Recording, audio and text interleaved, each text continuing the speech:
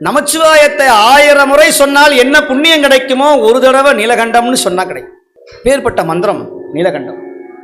தீனகருணாகரனே நடராஜா நீலகண்டனே, தினகருணாகரனே நடராஜா நீலகண்டனே, தினகருணாகரனே நடராஜா நீலகண்டனே, மௌன குருவேகரனே எனையாண்ட நீலகண்டனே, மௌன குருவேகரனே எனையாண்ட நீலகண்டனே, மௌன குருவே மௌன குருவே மௌன குருவே மௌன குருவே அரனே எனையாண்ட நீல